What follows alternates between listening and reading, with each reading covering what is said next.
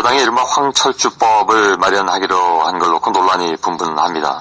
황철주 전 중소기업청장 내정자의 사퇴 이유가 된 고위공직자 주식 백지 신탁 제도를 좀 손을 봐서 제2의 황철주가 나오지 않도록 하겠다 이런 취지인데, 공적 업무하고 사적 이익 간의 충돌을 막기 위해서 이 제도를 마련했는데 이거를 바꾸는 거는 공직자윤리법의 후퇴가 아니냐, 이런 지적이 또 나오고 있습니다. 또 이런 가운데 정치권에서는 김병관 국방장관 후보자에 대한 논란이 다시 불거진 상황이기도 한데, 오늘 4부에서 이런 문제들을 놓고 여야 의원 간의 토론을 진행하겠습니다. 공직자윤리법 개정안을 마련 중인 새누리당의 김한표 의원, 그리고 민주통합당의 김기식 의원, 이렇게 두 분을 전화로 연결했습니다. 두 분 안녕하십니까? 예, 안녕하십니까? 예, 안녕하십니까? 자, 우선 김한표 의원께 좀 질문을 드려야 될 것 같은데, 주식 백지 신탁 제도라는 것이 이제 고위공직자하고 국회의원 등이 직무와 관련 있는 업체 주식을 3천만 원어치 이상 소유하고 있을 때 이걸 이제 사실상 매각하는 그런 제도인데, 네네. 황철주 전 중소기업청장의 후보자의 자진 사퇴가 이 개정의 명분이 될 수 있는가 하는 문제로 좀 논란이 됩니다. 어떻게 생각하시는지, 우선 이게 법안을 마련하신 분이기 때문에 직접 얘기 좀 들었으면 좋겠네요. 아, 그러시군요. 예. 제가 생각할 때는 백지 신탁 제도의 개정 명분도 뭐 되겠지만, 특히 중요한 것은 지금 우리가 사용하고 있는 공직자윤리법 중에 백지 신탁 제도의 미비점을 이번에 황철주 중기청장 사태로 인해서 국민들에게 알리게 되었다, 그렇게 저는 생각하고 있고요. 예. 이 뭐 17대 때 이미 벌써 발의돼가지고 2005년도에 11월 때부터 시행되고 있지 않습니까? 예. 근데 이 법이 시행된 후에 이번에 성공한 기업가들이 공직에 임용되는 사례가 첫 번째입니다. 예. 하다 보니까 전에 이 적용이 잘 안 됐던 그런 부분인데, 그래서 이번에 황철주 중소기업청장 내정자 같은 이런 상황이 발생하지 않았나 이렇게 생각하고요. 예. 특히 중요한 것은 벤처 사업을 일으킨 이 중소기업가들이 지금 이 법에 의하면은 제 60일 또 30일 또 연장이 최장 90일 내에 다 매각이든지 백지 신탁을 해도 이거 다 매각해야 되거든요. 예. 이렇게 하면은 결국 90일 내에 다 매도하기 주가가 폭락할 그런 것이고, 또 회사 경영에 어려움이 처해질 것이고, 때로는 또 파산까지 이르는 이런 불을 보듯이 뻔한 사태를 두고 어떻게 기업인이 평생을 일군 그런 회사를 처분하면서까지 하겠느냐. 이런 부분들이 오히려 성공한 기업인들이 공적 임용에 대해서 역으로 제한받는 그런 규정이 아닐까. 이런 생각을 하면서 이건 흔드는 것이 아니고 오히려 보완하는 그런 명분이 있다, 그런 의미가 있다, 이렇게 생각을 하고 있습니다. 법이 마련된 이후에 이제 첫사례에서 이런 상황이 발생하는 셈이 됐는데. 그렇습니다. 예. 이에 대한 반론이 있습니다. 김기식 의원님 말씀해 주시죠. 예, 먼저 기본적으로는요, 이번 황철주 중소기업청장 내정자의 사퇴 파동은 주식 백지 신탁 제도의 그 자체도 모르고 임명을 하고 또 그걸 모른 상태로 수락한 박근혜 대통령 인사의 문제를 지금 제도의 탓으로 돌리고 있다, 저는 그렇게 봅니다. 그 이전에도 우리 김용준 총리 후보자라든가 김정은 미래부 장관 후보자 사퇴 이후에 인사의 잘못을 마치 인사청문회 제도의 문제인 것처럼 호도했던 것과 마찬가지로 지금 박근혜 정부 초기에 인사의 문제점을 스스로 잘못을 인정하기보다는 자꾸 제도의 탓으로 돌리고 있는 게 문제고요. 이 제도에 대해 잠깐 말씀을 드리면, 이건 2002년도에 정몽준 당시 한나라당 의원이 대선에 출마하면서 이 논의가 시작이 돼서 2003년도에 진대재 정통부 장관이 취임하면서 삼성전자 주식 보유 문제로 인해서 백지신탁 제도가 본격적으로 논의됐고요. 재밌는 것은 2005년도에 이 법이 도입이 됐습니다만, 이건 박근혜 대통령이 당시 한나라당 대표로 있을 때 이 주장을 해서 권영세 한나라당 의원이 대표 발의하고 박근혜 대통령 본인이 이 법을 발의를 같이 했던 제도입니다. 그리고 이 법에 따라서 MB정권 하에서도 정운천 농림부 장관이라든가 정종원 국토부 장관, 김경환 법무부 장관 등이 주식을 매각하고 또 백신탁을 했던 거고요. 그런 점에서 우리가 그동안 이해상충을 방지하기 위해서 이 퇴직후 취업 제한 제도라든가 판검사들의 개업 제한 제도라든가 이런 다양한 이해상충 방지 제도를 발전시켜 온 거거든요. 근데 이걸 갑자기 이제 이 황철주 중소기업청장 사퇴를 계기로 제대로 후퇴시킨다는 건 있을 수 없는 것이고요. 예, 알겠습니다. 한 가지 더 말씀드리면 예. 이게 무조건 주식을 매각하게 돼 있는 것이 아니고 그 직무와 이해관계가 있는지 여부를 심사해서 예. 직무와 이해관계가 있는 것을 판단할 경우에만 주식을 매각하도록 하고 있는 것이고요. 예. 실제로도 지금 그 공직자들 중에 여전히 주식을 보유하고 있는 경우가 있습니다. 현재 그 이해관계가 있어서 주식을 매각하도록 결정난 경우는 20%가 채 되지 않습니다. 알겠습니다. 그렇기 때문에 무조건적인 주식 매각을 지금 강제하고 있지 않다는 점도 말씀드리고 싶습니다. 김한표 의원께 다시 반론 기회 드리겠습니다. 예, 뭐 그 사항은 저도 인정을 합니다만, 그러나 이제 이런 경우에 우리가 법은 보편적으로 누구에게나 다 적용될 수 있는 그런 보편성을 가져야 하는데, 예. 지금 같은 경우에는 우리 황철주 중기청장 내정자 같은 경우에는 결국 본인이 일궜던 벤처 기업, 이거 우리 김대중 대통령 정부 시대 때도 사실은 공직자들한테 수십을 많이 사라고 했지 않습니까? 하이닉스라든지 이런 부분들, 그 당시에 하이닉스 한 주가 뭐 200원 혹은 300원 할 때에 오히려 새우깡 하나가 400원 할 그런 당시 아주 형편없는 그 폭락했던 주식을 삼으로 해서 주식 시세도 올리고 또 경제에 도움이 되도록 그렇게 했던 부분인데, 아무튼 이게 좀 전에 말씀하신 대로 결국 직무와 연관성이 있느냐 없느냐 한 부분은 또 심사위원회에서 따지겠지만, 그러나 전체적으로 이 벤처에 성공했던 기업가들이 오히려 이런 그 생태계 변화라든지 아니면 또 이런 여러 가지 기업 활동하기 위해서 필요한 그런 부분과 또 장애되는 부분들을 잘 가려서 규제도 개선하고 하는, 그런데 아주 책임자로 판단해서 임명을 한 그런 부분인데, 아무튼 굉장히 안타까운 그런 법이고, 또 이 법 자체가 박근혜 대통령 당시 대표로 계실 때 했지만 시대가 변하고 또 상황이 변할 수 있으니까 그 시대와 상황에 맞춰서 보완해줄 필요는 있지 않느냐, 이런 관점에서 보는 것이죠. 지금 제도를 자꾸 그 왜곡하고 계시다고 생각합니다. 시행된 지 지금 7년 됐는데요. 지금 7년 동안 이미 460명의 공직자들이 이 제도로 하에서 주식을 매각하거나 백지 신탁을 해왔고, 앞서 말씀드렸던 것처럼 MB 정권 하에서도 장 차관들이 이 제도에 의해서 주식을 매각해왔습니다. 지금까지 그 과정에서 한 번도 문제가 된 바가 없고요. 앞서도 말씀드렸던 것처럼 주식에 관련해서도 지금 법으로는 5천만 원 이상 1억 이하에서 이제 주식 보유를 활용하고 있는데, 지금 시행령상으로는 3천만 원 이상이 넘을 경우에 한해서만, 더군다나 직무 관련성이 인정되는 경우에만 이제 주식을 매각하도록 되어 있는 겁니다. 그렇기 때문에 무조건적인 주식 매각을 강제하고 있지 않다는 것을 제가 말씀드리고요. 이번 경우에는 이제 경영권을 잃게 된다라는 것이 더 큰 이유가 되는 거 아니었던가요, 혹시? 이제 그게 이제 이런 특수한 경우 때문에 우리가 그 제도를 후퇴시켜서는 안 되고요. 기본적으로 이 제도가 도입된 미국의 경우에도 이제 재무부 장관으로 취임했던 분이 무려 5,400억에 이르는 주식을 처분한 예가 있습니다. 그러니까 기본적으로는 이 제도는 부와 명예와 권력을 함께 누려서는 안 된다.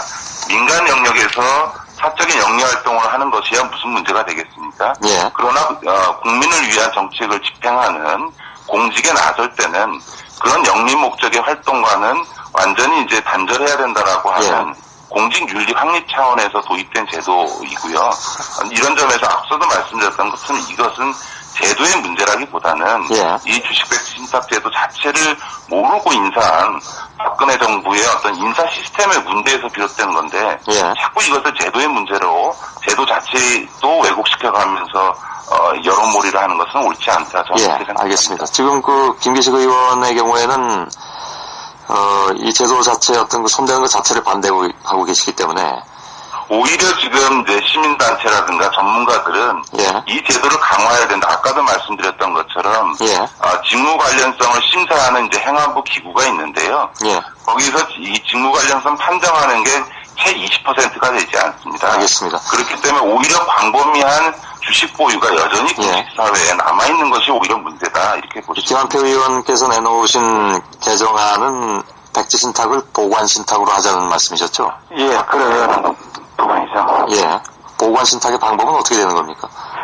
일단 지금 이제 매각이나 아니면 이제 신탁, 이 두 부분 외에 예. 보관 신탁을 통해서 이를테면은 주식을 신탁 회사에다가 맡기면 예. 이 신탁 회사가 일단 갖고 있다가 그 다음에 마지막 공직 퇴임 시에 이것을 돌려주는 제도인데 그러면 예. 여기서 일어나는 여러 가지 뭐 이익 창출의 이런 부분들은 이미 우리 관련 기관에서 심사해가지고 필요한 부분에 이상으로 평균 수익 이상으로 나온 그런 부분이나 상승률에 관해서는 사회에 환원하거나 아니면 국가에 기부하는 그런 형태로 되면 별 문제가 없을 것이다 이렇게 보고 있습니다. 예. 그런 이제 보관 신탁으로 개정하는 것 자체를 일단 이제 김기식 의원은 좀 인정하기 어렵다. 오히려 더 강화해야 된다 이런 입장이셔서. 그렇습니다. 제가 잠깐 말씀을 드리면, 이거는 주식시장의 특성을 모르는 무지한 발상이거나, 아니면 알면서도 지금 이 상황을 호도하기 위해서 하고 있다고 생각합니다. 왜냐하면, 주식의 경우에 예를 들어서 비상장 주식일 경우에는요, 그 가치를 산정해내기가 어렵기 때문에, 퇴직 이후에 어느 정도 이익을 판정했는지 자체가 상당히 어렵고요. 상장 주식의 경우에도, 주가의 상승만이 아니라 대세 하락기에는 어느 정도 하락을 했느냐라는 그 하락폭에 따라서 이익을 판단해야 되고 또 개별 종목과 업종 또 전체 주식시장의 주가 변동이 달리 나타날 수 있기 때문에 이 상장 주식의 경우에도 퇴직 전 취임을 했을 때와 퇴직 후에 어느 정도 이익이 있었느냐라는 것을 판단하는 것이 사실상 굉장히 어렵습니다. 알겠습니다. 그 부분에 대해서 김한표 의원께 다시 질문 드리도록 하죠. 그러니까 이거 같습니다. 차익 측정의 기준을 어떻게 정할 것이냐. 그러니까 그런 주식가치 평가가 비상장 주식일 경우에는 좀 어려울 텐데 이거 어떻게 객관적 이익을 산출할 것인가. 상장 주식도 마찬가지다. 이런 반론인데 거기에 대해서 어떻게 받아들이시는지요? 저는 좀 달리 생각합니다. 무지한 발상이 아니고 지금 현재 이런 제도 하에서 결국 잘 끌어내고 있지 않습니까? 그런데 이제 심사하는 부분을 못 믿겠다 한다든지 의심스럽다 이런 생각은 잘못된 것이고요. 현행 제도로도 얼마든지 저는 이런 부분을 끌어낼 수 있다고 생각합니다. 다시 말씀드리면은 지금 현재 우리 참여연대라든지 사정기관이라든지 복무 담당 기관 아니면 언론에서 가만두겠습니까? 특히 이런 경우에 회사 경영권 자체를 포기하면서까지 이런 경우 하는 그런 경우인데 이걸 막고서 새로운 어떤 그런 공직 시스템에다 활력을 넣어주고 좋은 장점이 있는 부분인데 이걸 통해서 우리 언론인들이나 아니면 또 참여연대 같은 시민단체에서 어떻게 이 주식 상황이 변하고 있는지 일일이 다 체크하지 않겠습니까? 이런 상황에서 어떻게 그냥 주식을 올리고 그다음에 또 따른 어떤 부당한 이익을 취하고 그런 시스템이 우리 대한민국은 아니라고 이미 벌써 그런 단계는 지났다 이래 보기 때문에 수도 없이 많은 눈과 귀들이 다 집중해서 보기 때문에 이런 그 때문에 우수한 기업가 성공한 기업가를 공직에 임명에 반대한다는 것은 이건 역으로 제한하는 그런 규정이다 이래 볼 수가 있습니다. 이 상당 국가의 어떤 기업 자체가 높아져 있기 때문에 지금 그런 부분 가지고 이런 좋은 인재들을 놓친다는 것은 어쩌면 이런 우리 산업계 생태계에 대한 입지를 약화시키는 거다 이렇게 볼 수도 있을 것 같습니다. 알겠습니다. 짧게 말씀해 주시겠습니까? 다음 또 점이 있기 때문에. 네, 저는 간단히 먼저 말씀드리면 민간 영역에서 기업을 하셨던 혹은 교직이나 혹은 변호사 생활을 하셨던 어떤 분이든 간에 공직에 나아갈 때는 마지막으로 국민에게 봉사한다라고 하는 자세로 공직에 나가는 것이 마땅하다고 생각하고요. 기업은 기업대로 계속 부를 유지하면서 공직에 나가서 권력은 권력대로 누리겠다 이런 발상을 하는 것 자체가 저는 국민들의 정서에 수용될 수 없다고 저는 생각을 합니다. 동시에 앞서 말씀드렸던 것처럼 김한표 의원께서 이 주식시장의 특성을 잘 이해를 못하시고 계신 것 같습니다. 이게 이 비상장 주식의 경우에는 법적으로도요, 비상장 주식의 가치를 평가하는 여러 가지 방법이 있기 때문에 평가 방법에 따라서 가치 산정이 굉장히 다르고요. 상장 주식의 경우에도 앞서 말씀드렸던 것처럼 우리나라는 이제 지난 몇 년 동안에 주가가 거의 1000포인트가 왔다 갔다 할 정도로 변동이 굉장히 심하기 때문에 특정한 기간을 끊어서 이익을 산정한다는 것이 굉장히 어렵다는 점을 알겠습니다. 정리해 주시고요. 발언 순서상 일단 여기서 이 논점에 대해서는 좀 정리를 하도록 하겠습니다. 다른 문제인데 김병관 국방장관 후보자의 경우에 계속 좀 얘기가 나오면서 여당 내에서도 좀 분위기가 바뀌고 있다 이런 얘기가 들리긴 했습니다만은 여기에 대해서 먼저 김기식 의원께서 문제 제기를 해주시고 김한표 의원의 생각은 어떠신지 제가 지금 잘 모르겠는데요. 반론을 좀 있으시면 듣도록 하겠습니다. 김기식 의원님 말씀해 주시죠. 예, 김병관 후보자와 관련된 어떤 의혹은 정말 제가 인터뷰상으로 말씀드리기 어려울 정도 너무 많이 제기가 됐고요. 예. 어떤 언론에서 33가지의 의혹이다 이렇게 얘기할 정도로 이 의혹의 백화점에 해당된다고 얘기할 수 있습니다. 더군다나 이 청문회 과정에서 보유했던 주식의 신고를 누락했을 뿐만 아니라 그 해외 자원개발업체와 함께 미얀마에 방문했던 출입국 기록조차도 지금 은폐했던 것들이 드러나고 있고 그것으로 인해서 지금 정부 여당 내부에서도 청와대나 새누리당 내부에서도 더 이상 김병관 후보자의 임명을 강행해서 안 된다는 여론이 생겨나고 있습니다. 예. 아마 이 방송을 들으시는 청취자들께서도 대부분 다 김병관 후보자의 어떤 임명에 대해서 부정적인 것으로 지금 여론조사도 나타나고 있기 때문에 예.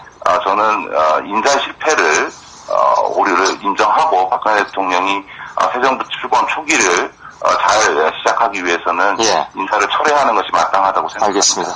김한표 의원의 생각은 어떠십니까? 예, 제 개인적인 소신은 이렇습니다. 인사권자가 처리하기 전에 김병관 국방부 장관 후보자 스스로가 자진 사퇴해야 된다고 저는 생각합니다. 국민들이 바라보는 이 군의 수장으로서 굉장히 신뢰하기가 부담스럽습니다. 이런 상처를 안고 우리 60만 대군의 수장이 된다는 것은 이건 군령이 서지 않는 그런 일이기 때문에 예. 김병관 국방장관이 이 시점에서 하루도 빨리 자진 사퇴하는 것이 바람직하다. 예. 이렇게 저는 개인적인 소신을 갖고 있습니다. 예.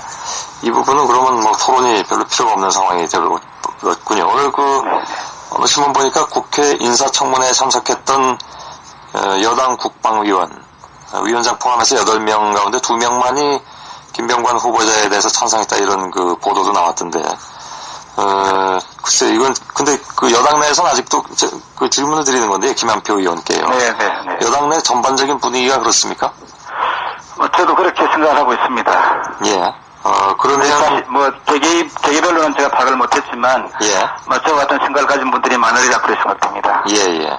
근데 조만간 이 문제에 대해서 청와대에서 결정을 해야 될 것 같은데요. 네.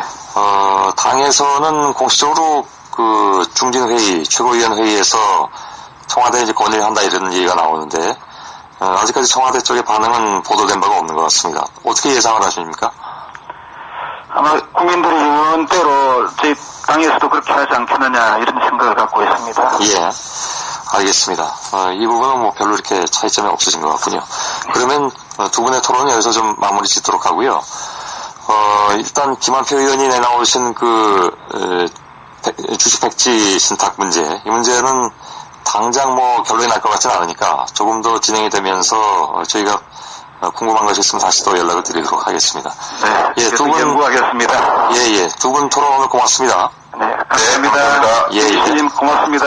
예, 고맙습니다.